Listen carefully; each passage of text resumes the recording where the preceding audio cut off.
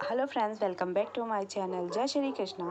उपप्लव्य नगर में रहते हुए पांडवों ने अपने मित्र राजाओं को दूतों द्वारा संदेश भेजकर कोई 7 अक्षौणी सेना एकत्रित की। उधर कौरवों ने भी अपने मित्रों द्वारा काफी बड़ी सेना इकट्ठी कर ली, जो 11 अक्षौणी तक हो गई थी। पांचाल नरेश के पुरोहित, जो युधिष्ठिर की ओर से राजदूत बनकर हस्तिनापुर गए थे, नियत समय पर धृतराष्ट्र की राजसभा में पहुंचे। यथाविध कुशल समाचार पूछने के बाद पांडवों की ओर से संधि का प्रस्ताव रखा।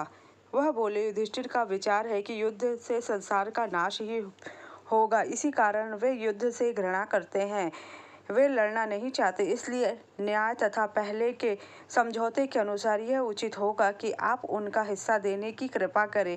इसमें विलंब न कीजिए। यह सुनकर विवेकशील और महारथी भीष्म बोले, यही न्याय उचित है कि उन्हें उनका राज्य वापस दे दिया जाए। भीष्म की बात कर्ण को अप्रिय लगी। वह बड़े क्रोध के साथ भीष्म की बात काटकर दूत की ओर देखता हुआ बोला, 13 वर्ष पूरा होने से पहले ही उन्होंने प्रतिज्ञा भंग करके अपने आप को प्रकट कर दिया है, इसलिए शर्त के अनुसार उनको फिर से 12 वर्ष के लिए वनवास भोगना पड़ेगा। कर्ण के इस प्रकार बीच में उनकी बात काटकर बोलने से भीष्म को बड़ा क्रोध आया। वह बोले, राधा पुत्र, तुम बेकार की बातें कर रहे हो। यदि हम युधिष्ठिर के दूत के कहे अनुसार संधि नहीं करेंगे तो निश्चय ही युद्ध छिड़ जाएगा और उसमें दुर्योधन आदि सबको पराजित होकर मृत्यु के मुंह में जाना पड़ेगा।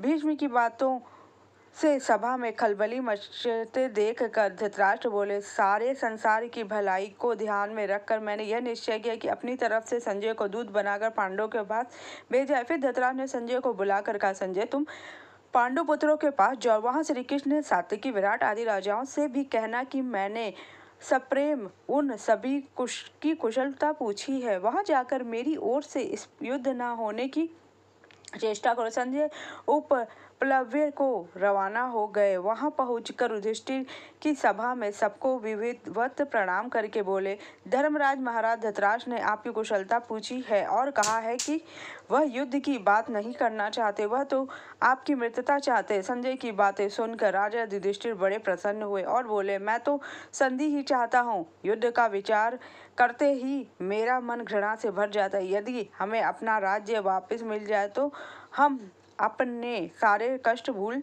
जाएंगे। संजय ने कहा, युधिष्ठिर धृतराष्ट्र के पुत्र ना तो अपने पिता की बात पर ध्यान देते हैं, ना भीष्म की ही कुछ सुनते हैं। आप सदा से ही न्याय पर स्थित हैं, आप युद्ध की चिंता ना करें।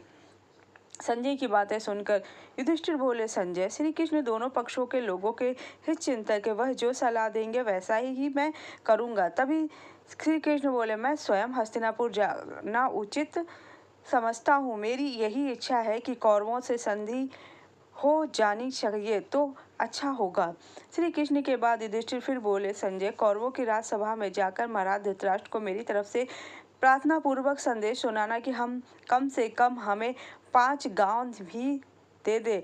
हम कोई पांचों भाई इसी से संतुष्ट कर लेंगे और संधि करने को तैयार होंगे। युधिष्ठिर का यह संदेश लेकर संजय पांचों पांडव तथा श्री कृष्ण से विदा होकर हस्तिनापुर को रवाना हो गए। राजसभा में आकर उन्होंने युधिष्ठिर की सभा में जो चर्चा हुई थी उसका सारा हाल सुनाया। संजय ने इस प्रकार कहने पर भीष्म दुर्योधन को दोबारा समझाने के बाद धृतराष्ट्र से बोले, राजन, कर्ण बार बार यही दम भरता है कि खत्म कर डालूंगा, किंतु मैं कहता हूँ कि पांडवों की शक्ति का 16वां हिस्सा भी उनमें नहीं है। तुम्हारा पुत्र उसी से कहे में चलता है और अपने नाश का आप ही आयोजन करता है। विराट नगर पर आक्रमण करते समय जब अर्जुन ने हमारा दर्प चूर कर दिया तब कर्ण वही तो था।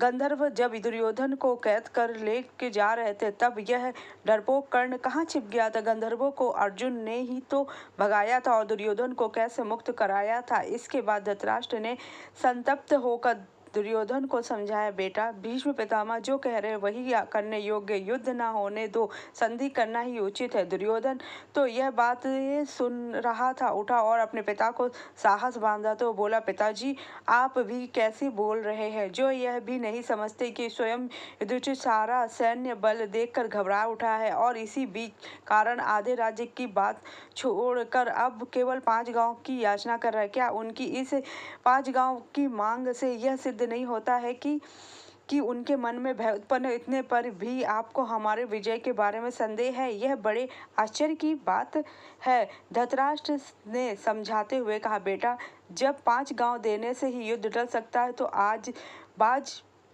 और युद्ध से, तुम्हारे पास तो भी पूरा का राज्य है। अब हट ना करो। लेकिन इस उद्देश्य से दुर्योधन चिढ़ गया और बोला, मैं तो सुई की नोक के बराबर भूमि भी 5 पांडवों को नहीं देना चाहता, आपकी जो इच्छा हो करे, अब इसका फैसला युद्ध भूमि में ही होगा। यह कहकर दुर्योधन उठ खड़ा हुआ और बाहर चला आया। सभा में खलबली मच गई और इसी गड़बड़ी में सभा भंग हो गई। इधर संजय के प्लव्य से रवाना हो जाने के बाद युधिष्ठिर श्री कृष्ण ने बोले, वासुदेव संजय तो महाराज धृतराष्ट्र के मानो दूसरे प्राण है, उनकी बातों से मुझे महाराज के मन की बात स्पष्ट रूप से मालूम हो गई। मैंने तो कहलाया था कि मैं केवल 5 गांव से ही संतुष्ट कर लूंगा, किंतु ऐसा लगता है कि वह दुष्ट इतना भी देने को तैयार नहीं होंगे। इस बारे में अब आपकी क्या सलाह है? युधिष्ठिर की बातें सुनकर श्री कृष्ण ने कहा, धर्मराज मैंने भी एक बार स्वयं हस्तिनापुर जाने का इरादा कर लिया है। तुम लोगों के शत्रुओं को युद्ध से बचाने की चेष्टा जरूर करूंगा। यदि मैं सफल हुआ तो इससे सारे संसार का कल्याण ही होगा। युधिष्ठिर ने कहा, श्री कृष्ण मुझे लगता है कि आप वहां ना जाए। दुर्योधन का कोई ठिकाना नहीं है, वह कब क्या कर बैठे। मुझे भय है कि कहीं वह आप पर भी प्रहार ना कर दे। श्री कृष्ण बोले, धर्मपुत्र मैं दुर्योधन से भली भांति परिचित हूँ, फिर भी हमें प्रयत्न करना ही चाहिए। किसी के यह कहने की गुंजाइश ही मैं नहीं रखना चाहता कि मुझे शांति स्थापित करने का जो प्रयास करना चाहिए था वह नहीं किया, इसलिए मेरा तो जाना ही ठीक होगा। इतना कहकर श्री कृष्ण हस्तिनापुर के लिए विदा करते हैं। संजय जब हस्तिनापुर में रहते हैं तो वह धृतराष्ट्र को यह संदेश सुनाते हैं। अगर आपको मेरी जानकारी अच्छी लगी हो उसके लिए जय श्री कृष्णा।